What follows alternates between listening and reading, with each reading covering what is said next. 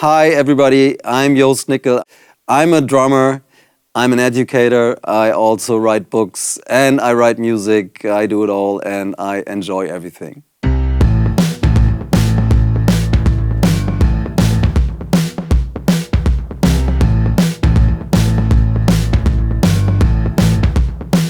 So, yeah, I came from a musical background.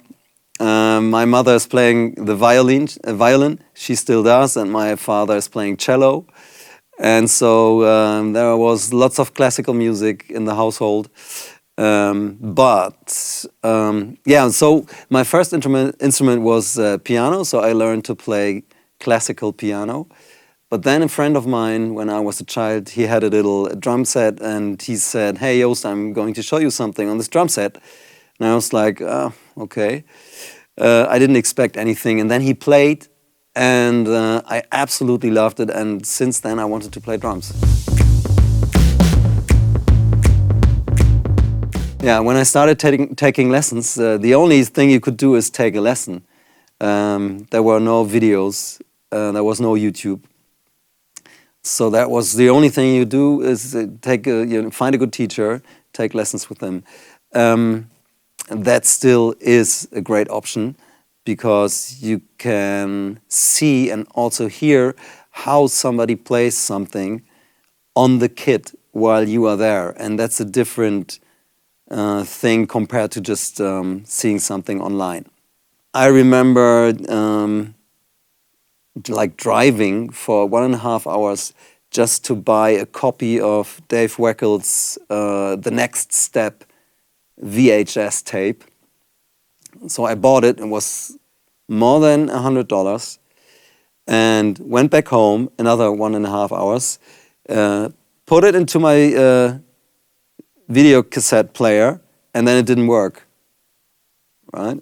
Something was wrong, so I had to go back another 1.5 hours, get a new tape, go back home, and then I had this one VHS tape that I watched so many times. So it's different. I wouldn't say it's hard to say because sometimes it's not too good if you get too much information because you don't know where to start. And if you have only one CD or only one VHS tape, that's what you watch or that's what you listen to. So I guess just going on YouTube and watching lessons isn't really helpful because you don't know, is this a good teacher or not, because you simply can't tell when you begin. So I guess if you want to study online, it's a lot better that you go to a platform where the content is organized in a professional way.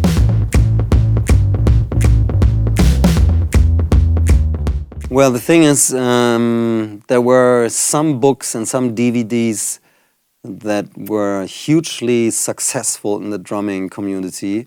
And I was thinking, well, this is all natural to me, what they teach there. I know all of this. I don't mean I know everything, but what was presented was very clear to myself, right? So it took me a long time to realize that not everybody has the same understanding of things. I thought everybody has the same understanding for a long time.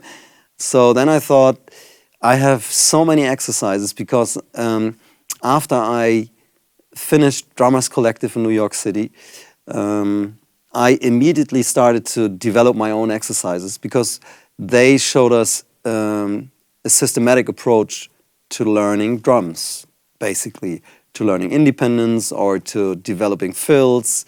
And that really got me. And I immediately started, while I was there, I started making my own exercises, changing the exercises they gave me. And I felt like, well, yeah, these are the tools you can use to create your own material. And so I had lots of exercises. And I always wanted to write a book, but then I was busy playing and I was busy touring, and I was really a sideman for other artists. But then, it's hard to decide which topic you want to focus on.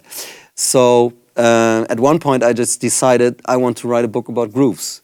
I really enjoyed writing the first book. That was really a very good experience because I just started it. I didn't know how much work it would be, but I decided to think this is going to be a success. Now I already wrote 3 books, and I'm planning to write at least 3 more. So yeah, it's something I enjoy.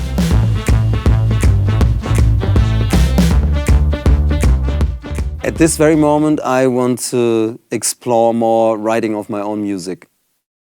But that might change. So if you ask me again in 6 months, it might be something else. You know, sometimes it's very enjoyable to just be a sideman and work to make a vision that somebody else has and work on it to make it come to life. And sometimes I enjoy it more if I'm more in the creative process. So I'm not only executing ideas somebody else has, but it really depends. A nice mixture makes it enjoyable, I think.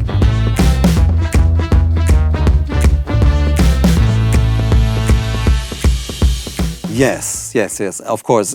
So many times I felt I don't want to be here. It's the wrong gig. For example, when I started playing professionally, I really played any gig that was presented to me. But sometimes you play like music in a cover band, for example. And I didn't mind playing cover gigs because I learned a lot. You have to play many different styles of music, many different tempos. And but then I always wanted to play real drums. I really wanted to play drums. So when people ask me, can you use hot rods for the whole gig because the guy that pays us said it's too loud, that was nothing for me. I was all like, no, I don't have hot rods. Really, that's what I said, because I didn't want to play hot rods because I don't like it. It's just nothing. Maybe every once in 20 years I play hot rods and I like it, but so I'm not the perfect. I'm not perfect for situations like these, so because I still want to do what I enjoy. So if I'm required to play in a way that I don't enjoy, then I don't want to do it anymore. I'm very grateful for the opportunity to play a role in the drumming community, because then I get to decide what to play. It's also a lot of more, you know, it's a different kind of pressure because all eyes are on me. Sometimes I get very nervous when I do stuff like this, but I enjoy it more compared to playing gigs where I don't really think that the music is an honest statement.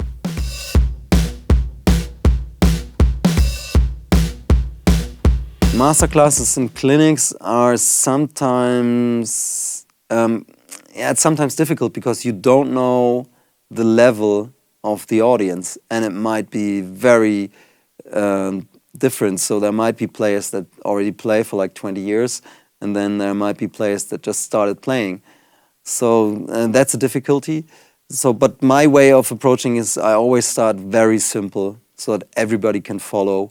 And I try to find topics that,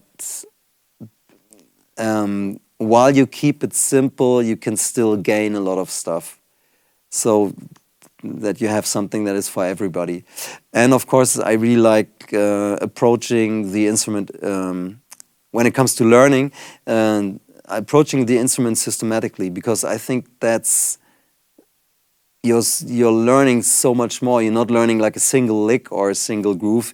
You're learning a system that you then can take home and come up with your own ideas. That's my thing.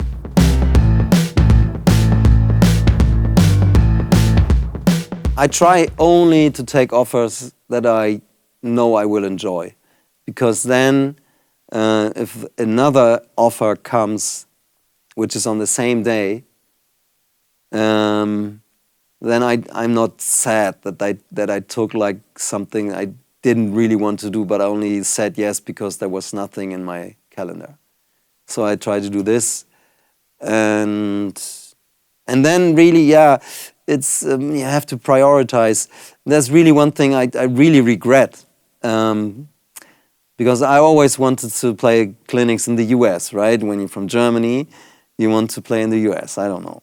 And so I was scheduled to play at PASIC in 2012, and I did. And it was also Steve Gadd was playing there, and I saw a poster. I don't know why, but I saw the poster, and it was me and Steve Gadd in the middle of all these players. And I'm like, okay, they put me in the middle, oh great. And then there came an offer to play a tour with Larry Carlton, the guitar player from the US. And I said no. Also because I wanted to do the thing in the US, and then the flights were already booked, and I didn't pay for the flights. Meinl Cymbals paid for the flights because they were supporting this. So I thought, I can't cancel now. But now looking back, I think I should have canceled. Because the band Larry Carlton played with 8 years ago is still playing with him. So yeah, sometimes the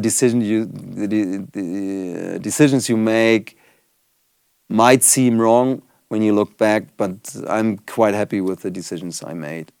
So, but that's one thing where I'm like, ah.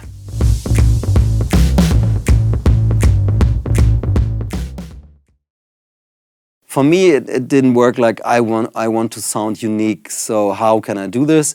For me, it was more like I tried to learn everything in the beginning. So I learned to play samba, I learned my Afro-Cuban beats, I tried to learn how to play big band, and so you try to learn a little bit of everything, and then you realize, well, maybe playing samba is not for me. I know how to play basic samba, so if in a setting where there's not too many Brazilian musicians, somebody says, let's play a samba, I can play a samba and everybody's happy, because they are not from Brazil, they don't really know better. So, but maybe I find out, that's not really good for me. And so I guess it narrows down to the stuff you really like. And that's what you should follow.